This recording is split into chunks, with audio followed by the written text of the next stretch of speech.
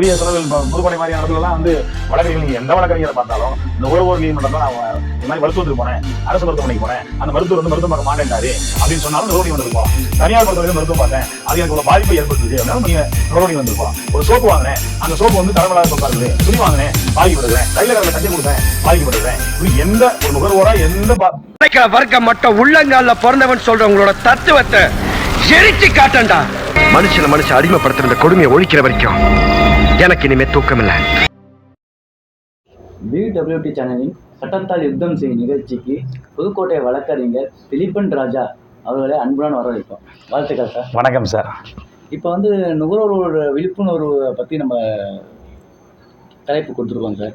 இந்த உலக அளவில் வந்து நுகர்வோரோட விழிப்புணர்வு எப்படி சார் இருக்குது, அதோட பார்வை எப்படி சார்? நம்ம சர்வதேச அளவில் நுகர்வோர் அப்படின்னா யாருன்னா ஒவ்வொரு மனிதனும், உயிர் வாழ்கிற ஒவ்வொரு மனிதனுமே நுகர்வோர் தான். முன்னாடியெல்லாம் பிறந்த குழந்தைக்கு தாய்ப்பால் தான், ஆனால் இப்போ அப்படி இல்லை. பிறந்த குழந்தைக்கு பேம்பர்ஸ்லேருந்து அவருடைய உடையிலேருந்து அவங்களுடைய பாலுக்கான பாட்டிலிருந்து எல்லாமே வந்து அந்த பிறந்த குழந்தைக்கே நுகர்வு தேவைப்படுது. அப்போ ஒரு மனிதன் பிறந்ததுலேருந்து இறப்பது வரை மனிதனாக வாழ்கிற ஒவ்வொருவருமே நுகர்வோர் தான். அப்போ இது உலக அளவில் எப்படி இருக்குதுன்னா, தனக்கு தேவையான பொருள் எது, தேவையில்லாது எது, எதை தேர்ந்தெடுக்க வேண்டும், எதை தேர்ந்தெடுக்கக்கூடாது அப்படிங்கிற ஒரு பார்வை அந்த ரொம்ப சர்வதேச அளவில் பார்த்தோம்னா மேலை நாடுகள் சொல்லக்கூடிய, நம்ம உதாரணமாக சொல்லக்கூடிய நாடுகள் எல்லாமே ரொம்ப தெளிவான ஒரு நோக்கத்தோடு போகிறாங்க. ஆனால் அதை ஒப்பீட்டளவில் பார்க்கும் பொழுது இந்தியா வந்து ரொம்ப நுகர்வோர் விழிப்புணர்வில் அந்த ரொம்ப குறைவாக தான் இருக்குது. ஆனால் சர்வதேச அளவில் ஒவ்வொரு ஆண்டும் நுகர்வோர் விழிப்புணர்வு அல்லது நுகர்வு கலாச்சாரங்கிறது மிக உயர்ந்த அளவில் ஒரு நல்ல வளர்ச்சி பெற்றிருக்குது. நல்ல விழிப்புணர்வை உலக மக்கள் பெற்றுக்கொண்டிருக்கிறார்கள். இப்போ அடுத்து வந்து முதல் நுகர்வோர கலாச்சாரம் என்றால் என்ன சார்? நுகர்வு கலாச்சாரம் அப்படின்னா ஒரு பொருளை தேர்ந்தெடுக்கிற முறை அதிலிருந்து வருது. அதாவது ரெடியூஸ், ரீயூஸ், ரீசர்க்கிள் அப்படின்னு சொல்லுவாங்க. ஒரு பொருளை முதல்ல இந்த பொருள் நமக்கு வேணுமா வேணாமா அப்படி எடுக்கணும். இப்போ முன்னாடியெல்லாம் எப்படின்னா மளிகை கடைக்கு புறப்படும் பொழுது ஒரு பட்டியல் எடுத்துக்குவோம். காய்கறி கடைக்கு போகும்பொழுது தக்காளி, வெங்காயம், அது மளிகை கடைக்கு போகும்போது சோம்பு, சீரகம், சீனின்னு ஒரு பட்டியல் இருக்கும், 8 பொருள். நம்ம போனோடனே மளிகை கடைக்காரரை கொடுத்துருவோம் 8 பொருள் லிஸ்ட்டை. அவர் 8 பொருளை கொடுப்பாரு. எவ்வளோ ரூபான்னு உறுதிப்படுத்திக்கிட்டு பணத்தை கொடுத்துட்டு வந்துடுவோம். இதுதான் நுகர்வு கலாச்சாரமாக இருந்தது. ஆனால் இப்போ இந்த நுகர்வு கலாச்சாரம் எப்படி மாறி இருக்குதுன்னா, ஒருவருக்கு நேரம் போதலை அப்படின்னா பக்கத்தில் இதுக்கு போகிறது, எங்கே ஷாப்பிங் மாலுக்கு போகிறது. ஒருத்தருக்கு நேரம் பொழுதுபோக்கணும்னா ஷாப்பிங் மால் போகிறது, ட்ரெஸ் எடுக்க போகிறது. இப்போ இளம் பெண்கள், இளம் ஆண்கள், இளைஞர்களும் சரி, ட்ரெஸ் எடுக்கிறது, ஷாப்பிங் மாலுக்கு போகிறது, முகத்துக்கு முகப்பூச்சி மாதிரியான பொருட்கள் வாங்குறது, இதெல்லாம் பெரிய அளவில் இதை ஒரு கலாச்சாரமாக பண்ணுறாங்க. அது அவங்களுக்கு தேவையேப்படாது. ஆனால் போய் அதை பயன்படுத்தணும். ஏன்னா பக்கத்து வீட்டுக்காரங்க பயன்படுத்துகிறான். பக்கத்து வீட்டுக்காரன் ஹோண்டா வச்சுருக்கிறான், நானும் பைக் வச்சுருக்கிறோம். இவன் வீடு அங்கேருந்து 4 மீட்டர் 40 மீட்டரில் ஆஃபீஸ் இருக்கும். வண்டியே தேவையில்லை. இன்னொரு கௌரவத்திற்காக ஒரு பொருளை வாங்குவது, இன்னொரு கௌரவத்திற்காக ஒரு பொருளை பயன்படுத்துவது, அது குறிப்பாக நீங்கள் இந்த நுகர்வு கலாச்சாரம் சொன்னாலும் சொல்கிறேன். நீங்கள் ஷாப்பிங் மாலுக்குள்ள போனீங்கன்னா உள்ளே போனோன்னு அவங்க எல்லாமே தரச்சான்றிதழை வச்சு தான் பண்ணுறாங்கல்ல.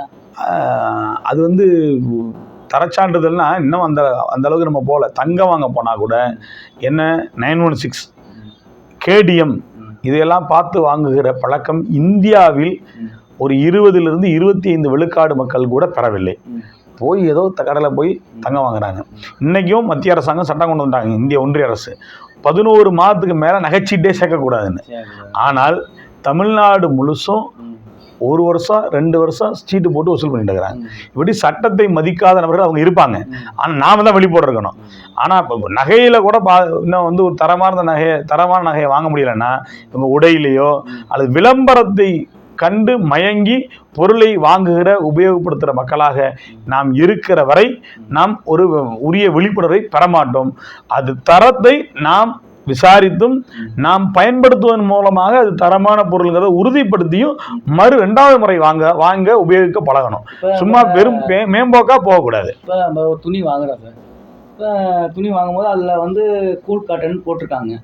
ஆனால் நம்ம போடையில் அது சரியான முறையில் இல்லை. அதை நுகர்வோர் மன்றத்தின் மூலியமாக அந்த கம்பெனியில் வழக்கு தொடரலாமா? நல்லா தொடரலாம். என்னென்ன தேவைன்னா, முதல்ல நுகர்வோர் போய் பொருள் வாங்கும் பொழுது, கன்சியூமர் போய் வாங்கும் பொழுது அதற்கான ரசீது, பில்ஸ், துணி வாங்கினாலும் சரி, மளிகை பொருட்கள் வாங்கினாலும் சரி, தீப்பெட்டி வாங்கினாலும் சரி, ரசீது வாங்கணும். அப்போ அதை வச்சு தான் நம்ம நாளைக்கு நீதிமன்றத்துக்கு கொண்டு போய் கிளைம் பண்ண முடியும். நீங்கள் வாங்குகிற பொருளில் எப்பப்பெல்லாம் நம்ம நீதிமன்றத்துக்கு போகலான்னா, நீங்கள் சொன்னது போல் தரம் குறைவாக இருக்கிறது, எனவே எனக்கு நான் கொடுத்த பணத்தை திருப்பி கொடு, அல்லது உன்னிடத்துல நான் அந்த பொருளை ஒப்படைச்சு பணம் திருப்பி கொடு, இல்லாட்டி எனக்கு இழப்பீடு கொடு. அந்த உடையை பயன்படுத்தினாலும் எனக்கு இந்த மாதிரி உடலில் வந்து தீங்கு ஏற்படுது, எனக்கு உடலில் அரிப்பு ஏற்படுது, அது என்ன பாதிப்போ அதை வைத்து நம்ம அதுக்கு இழப்பீடு, இந்த மாற்று உடை தாங்க மட்டும் இல்லை, அதனால் எனக்கு பாதிப்பு ஏற்படுதுன்னு இழப்பீடு கேட்கலாம் நுகர்வோரில்.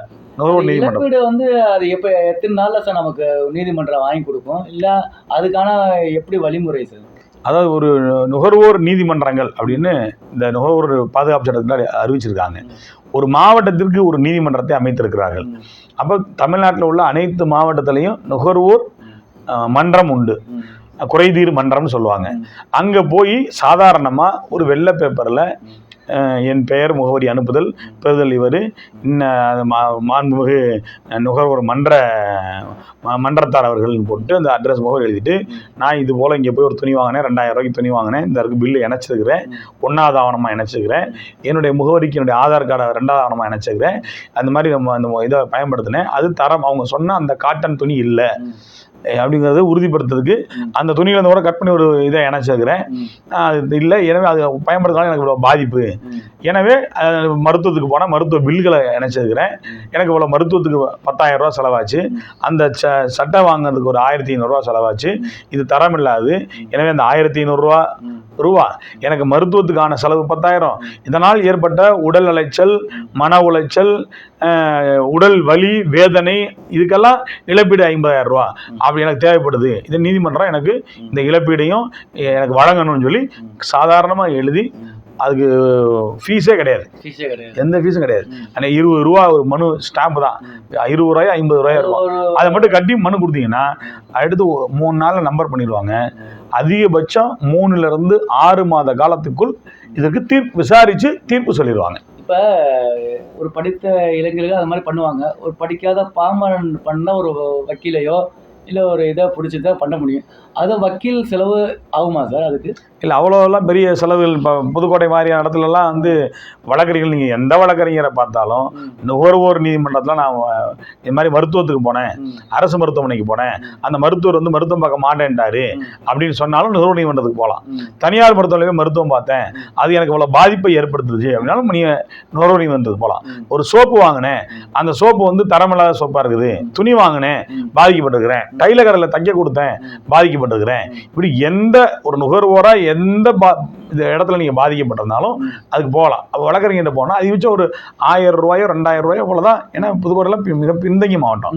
அதுபோல் தமிழ்நாடு முழுவதுமே வழக்கறிஞர் கட்டணங்கள் மிக மிக குறைவாக தான் இருக்கும், பெரிய கால வரைமும் இருக்காது.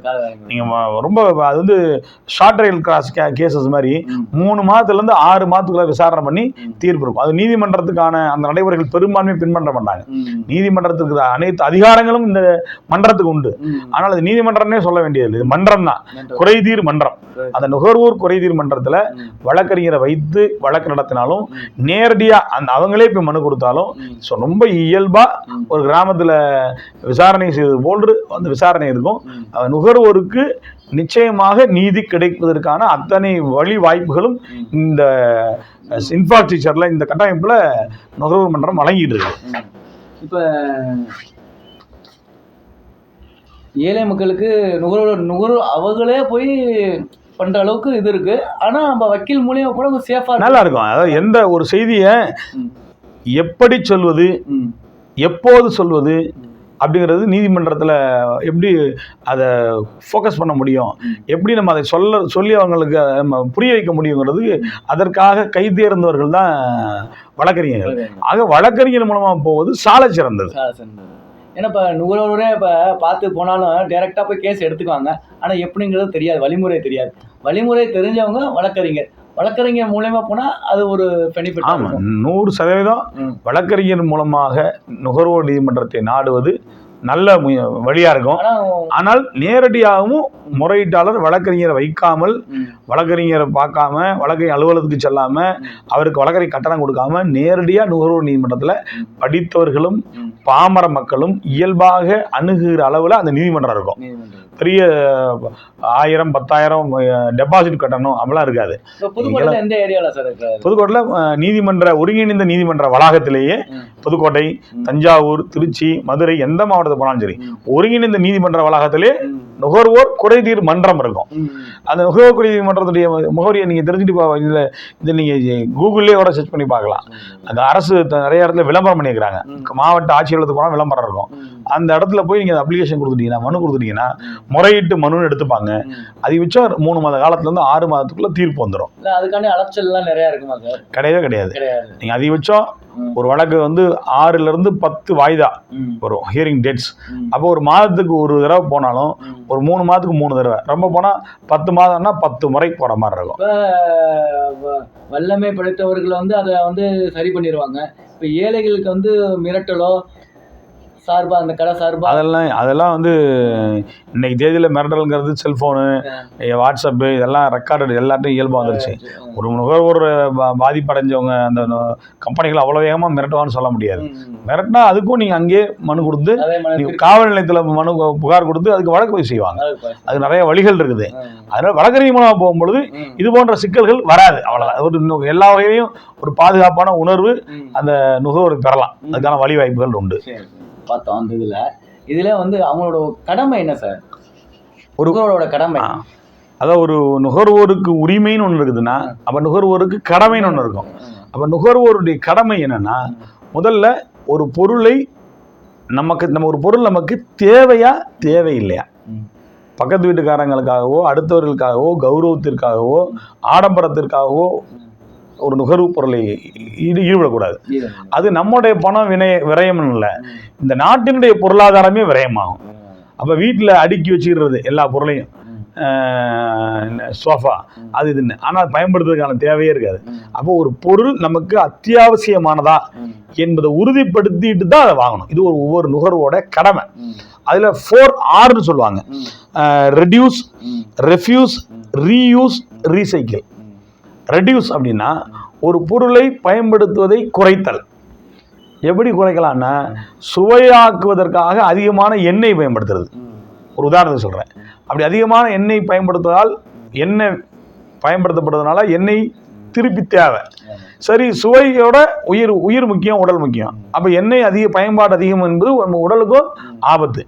அப்போ ஒரு பயன்பாட்டை முதல்ல குறைக்கணும். எல்லாத்துக்கும் ஒரு அளவு இருக்குது. அளவுக்கு மீறினால் அமிர்தமும் நஞ்சும்பாங்க. அப்போ எந்த பொருளையும் எந்த அளவில் பயன்படுத்த வேண்டும். ஒரு கொசுபத்தி காயில் பயன்படுத்தணும், அது எந்த அளவில் பயன்படுத்தணும். உடனே ஸ்பீடில் வைக்கிறது அப்படி இல்லை, ரொம்ப இயல்பாக. ஒரு ஏசி மிஷினை பயன்படுத்தினா கூட குறைவான அளவில் அதை அப்போ இந்த பயன்படுறது இது குறைக்கிறது. அடுத்து ரெஃப்யூஸ், தவிர்த்துறது. சில பொருட்களை, நமக்கு தேவையே இல்லாத பொருளை எக்காரணத்தை கொண்டு வாங்கக்கூடாது. இது எங்கே நம்ம மாட்டிக்குவாங்க அப்படின்னா, இந்தியர்கள் அப்படின்னா பர்ச்சேஸுக்கு ஷாப்பிங் மால் போனீங்கன்னா, ஷாப்பிங் மாலில் நுழைஞ்சோன்னே என்ன இருக்கும் முதல்லன்னா, அரிசி, பருப்பு, சீனி, பேஸ்ட்டு, ப்ரஷ்ஷு, உயிர் வாழ்வதற்கு அத்தியாவசியமான பொருட்கள் எதுவுமே இருக்காது. அதெல்லாம் உள்ளார இருக்கும். முதல்ல போனோடனே ட்ரெஸ் இருக்கும், முதல்ல போனோடனே காஸ்மெட்டிக் ஐட்டம்ஸ் இருக்கும், தோடு, இப்படியான கிளாஸு, கண்ணாடி, வாட்சு. அப்போ வாட்சே தேவை இருக்காது. ஏற்கனவே வீட்டில் 5 வாட்ச் இருக்கும், 6வது வாட்ச் வாங்கி வைப்பாங்க. அது பிடிச்சிருக்குங்க, எனக்கு அது பிடிச்சிருக்குது இந்த கலர் அப்படின்னு ஒரு ட்ரெஸ் வாங்கி வைப்பாங்க. அது இது பயன்படுத்தவே கிடக்கும். அப்போ ஒரு வாட்ச் ஒரு மனிதனுக்கு 1, ரொம்ப போனால் 2 போதுமானது. அப்போ ஜோடி பார்த்தீங்கன்னா, முன்னெல்லாம் நம்ம ஒரு ஜோடி செருப்பு தான் இருக்கும், அவ்வளோ. செருப்பு போடுற பழக்கமே இல்லை, நம்ம செருப்பு போட்டு பண்ணி பழகிருக்கிறோம். ஆனால் இன்னைக்கு எந்த வீட்டுக்கு போனாலும் ஒரு வீட்டில் ஒரு ஆணோ பெண்ணோ இருந்தால் ஒவ்வொருத்தவங்களுக்கும் 4 ஜோடி செருப்பு இருக்குது. 10 பேர் ஒரு வீட்டில் 4 பேர் இருந்தால் நன்னாங்க 16லேருந்து 20 ஜோடி செருப்பு இருக்குது. ஷூ, அது வீட்டுக்குள்ளே பயன்படுத்த ஒன்று, வெளியில் பயன்படுத்த ஒன்று, வெளியில் டூருக்கு போக ஒன்று, திருவிழாவுக்கு தேதிகளுக்கு போக ஒன்று, திருமணங்களுக்கு போக ஒன்று, பள்ளிக்கூடம் கல்லூரிக்கு போகிறதுக்கு ஒன்றுன்னு. அப்போ இதெல்லாம் தேவையா அத்தியாவசியமானு பார்க்கணும். அப்படி அத்தியாவசியம் எல்லாம் வாங்கி வைக்கிறது வீண். நம்மளுடைய பொருளாதார வீண், நாட்டினுடைய பொருளாதாரம், நாட்டினுடைய முதுகெலும்பே காலி பண்ணுறோம். அப்போ ஒன்று ரெஃப்யூஸ் பண்ணுறோம், ரெடியூஸ் குறைக்கிறோம், இன்னொன்று ரெஃப்யூஸ் பண்ணுறோம், மூணாவது ரீயூஸ் அப்படிம்பாங்க. 4Rம்பாங்க. அதை ரீயூஸ்னா ஒரே பொருளை மீண்டும் மீண்டும் பயன்படுத்துது. மேலை நாட்டில் அப்படி கிடையாது. ஒரு மிக்ஸி ரிப்பேர் ஆனால் தூக்கி குப்பையில் போட்டுருவான், ஒரு டிவி ரிப்பேர் ஆனால் தூக்கி குப்பையில் போட்டுருவான். ஆனால் இந்திய கலாச்சாரம் அப்படி இல்லை. அந்த டிவியில் என்ன போச்சு, என்ன ரிப்பேர்னு அந்த பாகத்தை அந்த மெக்கானிக் ஷாப்பில் கொடுத்து அதை சரி பண்ணி பயன்படுத்துவது. இப்போ தூக்கி போட்டுறோம், யாருக்கு பிரயோஜனம்? தூக்கி போட்ட டிவி குப்பைக்கு தான் போகுது, இன்னொருத்தருக்கு பிரயோஜனம் இல்லை. நாம் 30,000 ஒரு டிவி வாங்கி வச்சுக்கிறோம், இதை தூக்கி போட்டுறோம். ஆனால் இதை ரிப்பேர் பண்ணால் 5,000 ரூபாய்க்கு ரிப்பேர் பண்ணால் புது தரமான டிவி, அதே குவாலிட்டி தரத்தை நம்ம கொடுக்க போகுது. ஆனால் அதை மாற்றிடுவோம், 3 வருஷம் ஆச்சு இல்லை அப்படிங்கிற இயல்பா. 30,000 ரூபா அப்படின்னு யோசிக்கிறது இல்லை, 3 வருஷம் ஆச்சு, அதோடைய உபயோகம் முடிஞ்சிருச்சுன்னு நினைக்கிறாங்க. இந்த மனப்பான்மையை மாற்றணும், இப்படி இந்த எண்ணத்தையே மாற்றணும். அப்போ ரீயூஸ் அப்படிம்பாங்க. அந்த ரீயூஸை ஒன்று பண்ணணும். இன்னொன்று ரீசைக்கிள், பயனுக்கு கொண்டு வர்றது. இப்படியான ஒரு வண்டியை வருஷத்துக்கு ஒரு மாத்துறது, இப்படி இது ஒரு கலாச்சாரமா இருக்கு இல்லையா? இந்த நுகர்வு கலாச்சாரம் என்பது இந்தியாவில் புரையோடி போன ஒரு நோயாக, எதிர்மறை கலாச்சாரமாக மாறிக்கொண்டிருக்கிறது. இதை நமக்கு எது தேவை எது தேவையில்லை என்கிற அறிவு வேண்டும். எவ்வளவு ரூபாய்க்கு செலவு பண்ணி இந்த பொருளை வாங்கலாம்ங்கிற நாலேஜ் வேணும். சும்மா சரி 10,000 தான் பரவாயில்ல, 8,000க்கு திட்டம் போட்டு போகிறது, ஆனால் 10,000க்கு வாங்குறது. இப்படி ஒரு நுகர்வோர் எப்போதுமே இந்த நுகர்வோர் சட்டங்கள் சொல்கிறோடைய ஆன்மாம்பாங்க என்னென்னா நுகர்வோரே விழித்திரு. அப்போ நுகர்வோர் விழித்திருக்கணும். 2 வகையில் நான் சொல்கிறேன். ஒன்று, ஒரு பொருள் தேவையா தேவையில்லையான்னு ஒதுக்கிடுறது, அது நமக்கு இல்லை, நாட்டுக்கு நலன். இன்னொன்று, அந்த எந்த பொருளை வாங்க சென்றோமோ அந்த பொருளை மட்டும் வாங்குவது. வாங்க போனது ஒரு பொருள், ஆனால் எடுத்து பார்த்தீங்கன்னா 7 பொருளாக இருக்கும். இது எங்கே வருதுன்னா, கிராமத்திலேயோ டவுன்லேயோ மளிகை கடைக்கு போய் மளிகை சாமானையும், காய்கறி கடைக்கு போய் காய்கறி பொருட்களையும், டைலர் கடைக்கு போய் துணி தைக்கவும் போகிறவங்கள்ட்ட வராது. எங்கன்னா ஷாப்பிங் மால் கலாச்சாரங்கள் இருக்கு இல்லையா? அந்த ஷாப்பிங் மால் கலாச்சாரங்கள் தான் போனது டீ சாப்பிட, ஆனால் அங்கே போனோடனே முடிவை மாற்றி ஐஸ்கிரீம் சாப்பிடுவாங்க, அப்படியே ஒரு ட்ரெஸ் எடுக்கலாம். போனது ஒரு சினிமா பார்க்க, ஆனால் சினிமா பார்த்துட்டு வர்றதுக்குள்ள அங்கே ஒரு 10,000 ரூபாய்க்கு உடை எடுக்கிற கலாச்சாரம். இப்படி தேவையில்லாத பொருட்களை வாங்கி எல்லோர் வீட்டிலும் மனசாட்சியோடு உள்ள சுத்தியோடு பார்த்தோன்னா ஒவ்வொருத்தர் வீட்லேயும் குறைந்தது, அது ஏழை நடுத்தர வர்க்கம் உயர் வர்க்கம்லாம் இல்லை, பொருளாதாரத்தில் எந்த வீட்டுக்குள்ள நுழைஞ்சாலும் லட்சக்கணக்கிலே அவர்கள் பயன்படுத்தாத பொருட்கள், வீணான இந்திய பொருளாதாரம் வீட்டிலே குப்பையாக கிடக்கிறது. அது கார் என்கிற பெயரில், பைக்குங்கிற பேரில், சேருங்கிற பேரில், சோஃபாங்கிற பேரில், டிவிங்கிற பேரில், என்னென்ன பேரில், உடைகள்ங்கிற பேரில், சோப்புகள், காஸ்மெட்டிக் ஐட்டங்கிற பேரில் இந்திய கலாச்சாரம், பெரும்பான்மையான கலாச்சாரம் ஒவ்வொரு வீட்டிலும் லட்சக்கணக்கிலே குப்பையாக கிடக்கிறது, முழுமையாக பயன்படுத்தாமல் கிடக்கிறது. இதை தவிர்த்தாம் என்றால் நுகர்வோரும் மகிழ்வான வாழ்வை பெற முடியும், பொருளாதாரத்தை சிக்கனம் பண்ணலாம். அது இந்திய அளவிலையும் ஒரு பொருளாதாரத்தை நம்ம ஒரு இந்தியா வல்லரசாவதற்கு ஒரு நுகர்வோனுடைய, ஒரு இந்திய குடிமகனுடைய அடிப்படை கடமை இது. இதை இந்தியர்கள் நாம் ஒவ்வொருவரும் எந்த பொருள் நமக்கு தேவை என்று நமக்கு படுகிறதோ உள்ள சுத்தியோடு தேவையான பொருளை வாங்குவோம், தேவையில்லாத பொருட்களை தவிர்ப்போம் என்று சொல்லி நிறைவு செய்கிறேன். நன்றி. BWT நிகழ்ச்சிக்கு சட்டத்தால் யுத்தம் செய் என்றதுக்கு திலீபன் ராஜா அவர்கள் வந்ததுக்கு நன்றி.